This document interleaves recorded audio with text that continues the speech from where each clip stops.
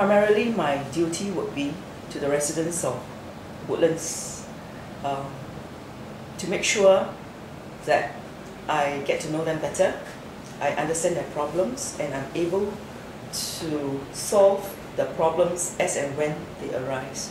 And even if I am unable to do so, at least I make some efforts to find a solution for them.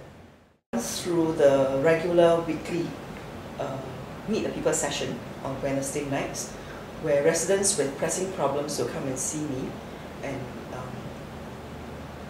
request for help, either in terms of housing, education, immigration problems, work, or even neighbours' dispute for that matter, or their children's admission to schools, to polytechnics, or to the university.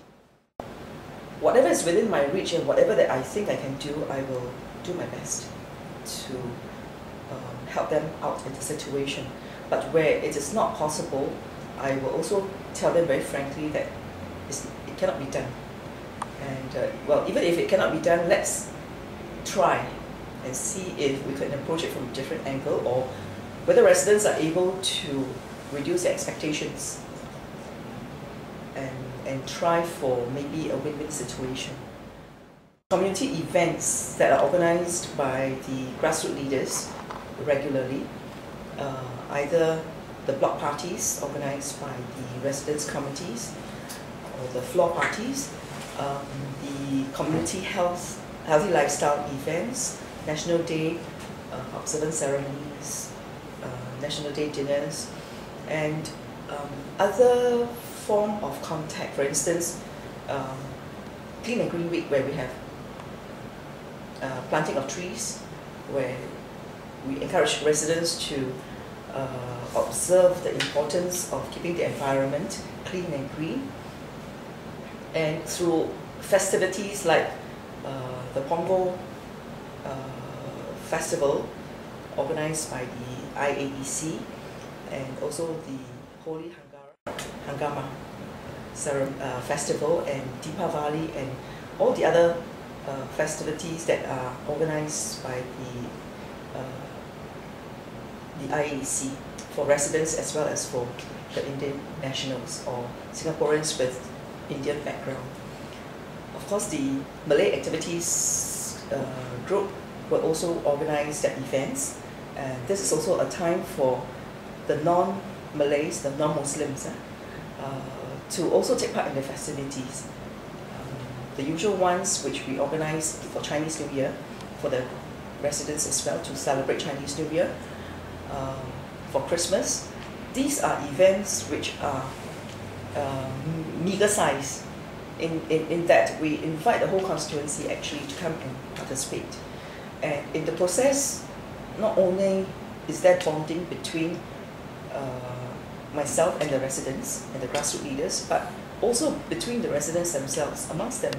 They are able to get to know each other better, particularly if they are from the same block of flats. But because of their daily busy schedule, they just miss on each other or do not have the time to actually slow down, stop, chat, and maybe go further than that. So these are important events that we organize for them on their behalf. We also involve the schools in that I would visit the schools regularly, or when I'm invited to attend their sports day, their speech and drama day, or significant events like the school's anniversary celebrations, things like that. This gives me a chance to actually go into the school to understand the environment, to know the teachers, to know the principals, as well as to know the parents and teachers that are there. And what amazed me, what has never ceased to amaze me actually, is how good our primary schools are, especially in the neighborhood. I've never had the opportunity to go into a primary school or secondary school within a neighborhood before. And what I see has actually reinforced my belief that the government has really invested a lot of funds in education, in making sure that our students not only have a conducive environment to learn, but also to have an environment where they are learning on their own, because opportunities abound for them to be creative, to be innovative, and to excel.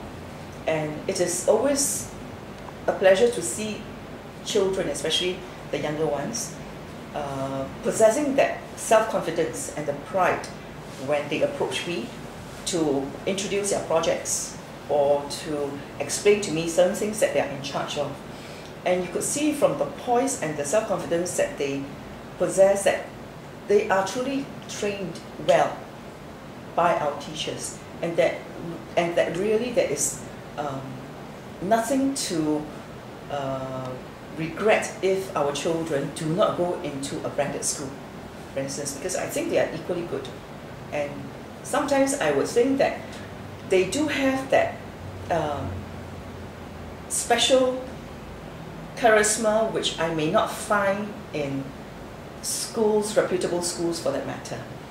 And I think it is also a good thing because I believe this is a natural self, and they are only expressing what they feel and what they think very naturally in a natural environment. Apart from the community, the schools, I also get myself involved in temple activities, the churches, as well as the Muslim groups. This is important for the sake of interracial, inter-religious harmony. Religious groups have been very supportive of the community. They understood very well the meaning of mutual support, mutual endorsement, and mutual respect. And you can see that at any of our events, these religious leaders will turn up, the representatives will turn up and attend each other's festivals or religious ceremonies without any, without feeling out of place. Relationship has to be cultivated, more so inter-religious, interracial relationship. And as you cultivate it further, you strengthen your bonds, you have friends from another race, another religion, and I think that generally bodes well for our society. There will be GRC events held where residents and grassroots leaders and advisors from the different constituencies will come together for a particular event, like the recent opening of the Woodlands waterfront. It's a GRC event. We also have the opening of the park connectors. In terms of issues relating to the aged, the youth, and the women, we also organize it on a GRC basis, because these are issues that cut across all constituencies, and therefore it is good to have a combined event, so to speak, so that we can have this reliance, interdependence sort of attitude, because we know that residents have relatives that do not only stay in Woodlands but also in other parts of Sembawang GRC as well. And actually events of this nature will bring them together, provide them with the opportunity as well. And it also means that we are exposing our residents to people outside of just Woodlands, other parts of the constituency. And we also consciously expose them to other facilities that are open, that are available within the GRC itself, so that they need not feel that it is just Woodlands alone that they are being confined to. They actually can take part in so many other events, and that broadens the field of contact, and that broadens their horizon as well, and the opportunities that are actually created are actually boundless. Apart from this, I will also be involved in so-called national duties, because I'm in the parliamentary friendship group for certain countries. Whenever the members of parliament from these countries visit Singapore, we will be meeting them for discussions on what we do, better understand each other's duties and responsibilities, the issues that confront us, and suggest ways of working together. And these are usually eye-openers, because they come, especially our parliamentarians from other countries, some as far as Sweden, the Middle East, Europe, or even from China. They come and they exchange ideas with us on how certain things have been done, and with that we forge a friendship, so that if we do have a chance to go to their country, we already have somebody that we know there that we can call upon, and that if there are any issues that we face which we think that they could provide us with certain answers at how did they do it over at their own country, in their own countries, there will be information exchanges and things like that, and we learn from each other. Apart from these fellow parliamentarians coming to Singapore, we do get to go to other countries to attend the parliamentary meetings. For instance, we have the ASEAN, the annual ASEAN parliamentary assemblies and meetings, which different countries within the ASEAN globe take turns to host, okay, in their respective countries. There is also there's also the what we call the IPU, the Inter-Parliamentary Union, which involves actually the European countries as well. The Commonwealth countries, the Commonwealth parliamentary meetings that are taking place in different parts of the world. I also learned that the parliamentary process in other countries is never that smooth. It will always be fraught with a lot of problems, and in contrast, what we have in Singapore is really a very different model from them. We don't have that sort of internal strife between us. We don't have to have power brokering. We don't have to